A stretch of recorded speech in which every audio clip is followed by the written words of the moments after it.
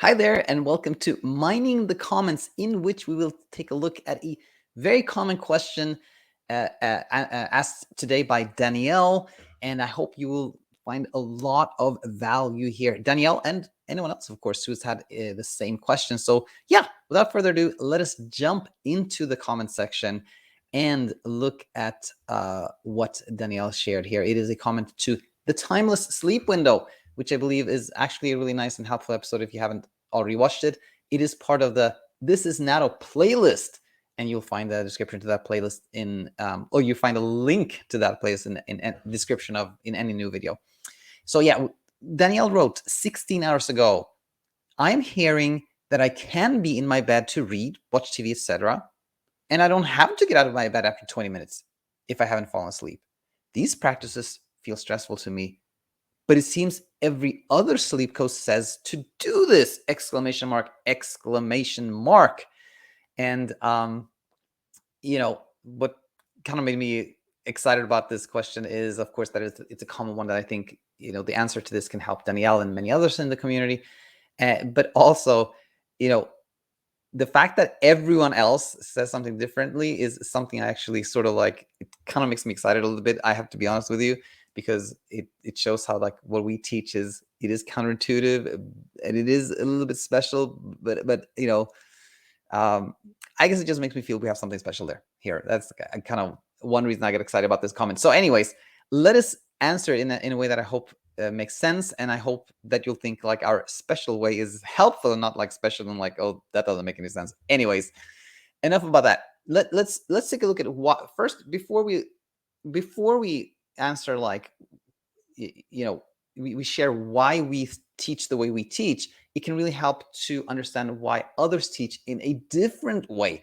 And what this comes down to is the concept of conditioned arousal, that so let's say a neutral event can create arousal in us, like automatically, or well, not a neutral event, any event. An event can start to create arousal within us. It's kind of like Pavlovian, that the dogs, right? They started to salivate just by hearing the bell, and because they had conditioned, like they were conditioned to associate the ringing of the bell with food, and now only the bell created them to salivate. This is kind of like the rationale behind conditioned arousal. And the idea is basically this. The idea is that insomnia happens because over time, our bed and being in our bed is no longer associated with sleep, but it's associated with being awake.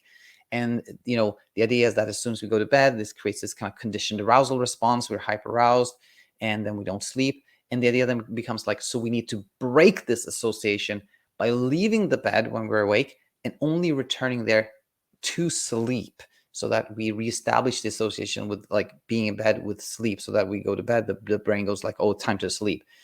But as there are several reasons why this reasoning is tricky, especially when there's that time component added that Danielle talked about, the 20-minute component.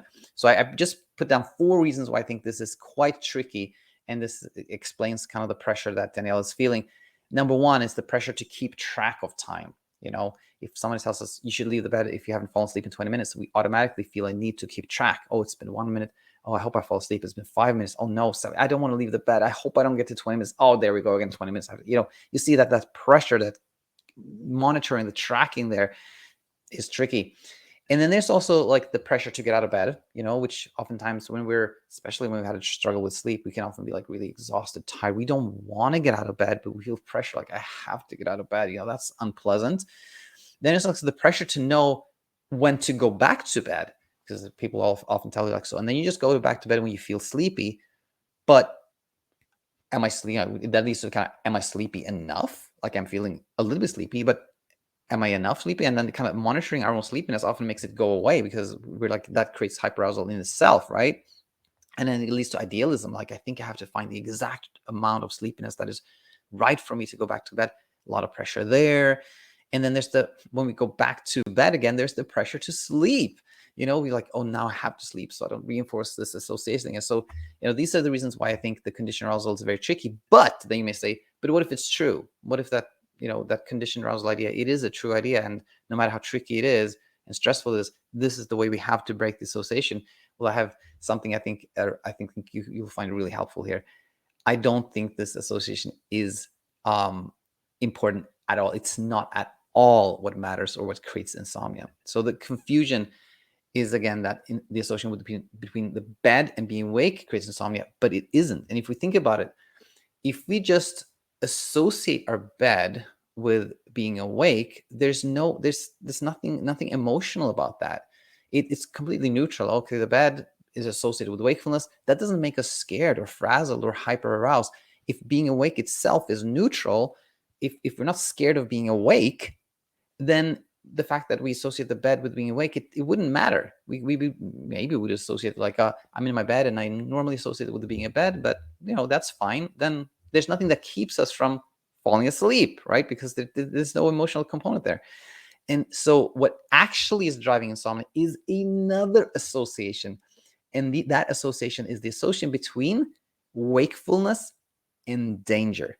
The association between wakefulness and danger, that is what leads to insomnia. Because when our brain thinks that being awake is a threat, something needs to escape, then we'll be in a struggle. Because then, when we go to bed and we're like, oh, I'm awake, I can't be awake, what's going to happen? Then we become more hyper-aroused, we become more awake, then we become more afraid of being awake. And now we have the struggle that we call insomnia. It's like the bed, the sheets, the linens, that is unimportant, has really nothing to do with it, right?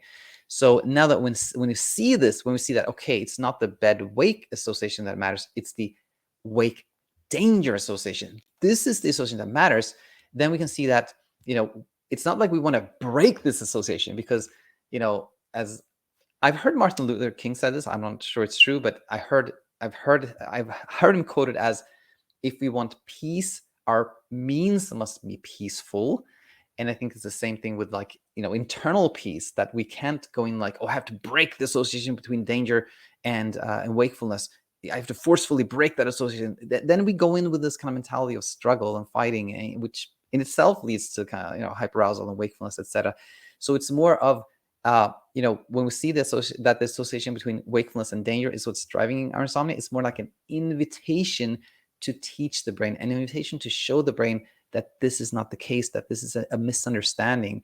And so when we know the above, what we talked about, we can see that we can show our brain that being awake is safe wherever we are at night. And how can we do that? How can we show our brain that being awake is safe? Well, when we are awake at night, which is the situation that the brain has been scared about, we can do something we feel like just resting, or watching some TV, reading a book, doing something nice, and basically turning wakefulness into something that, shows the brain that this is nothing to be scared of. It's okay to be awake. And then when we're no longer scared of being awake, insomnia fades away. So yes, we can rest, we can watch TV. It's just about anything that isn't trying to force sleep when we are awake at night is what we call befriending wakefulness. And this really leads where we want to be, a place of peaceful sleep and peace of mind. Now, Danielle, let us know, did this make sense? And do you see now the reason why we teach this differently than all the other sleep coaches in the world? Let us know. It would be really nice to hear your comments on this. But with that said, we'll conclude for now. It's been a really nice week here. Hope you have a wonderful weekend. If you are finding your way to where you want to be, that place of peaceful sleep and peace of mind, that is wonderful. Do share it with us in the comment section. If things are tricky, if you're not really seeing how things are fitting in, if you're feeling alone, isolated, if you're not really finding your way to where you want to be, then do head over to our website, thesleepcoachschool.com. Check out our coaching options. If you'd like to join any of our programs, we look forward to seeing you on the other side. That's it again. Hope you have a wonderful weekend and look forward to having you back real soon. Bye for now.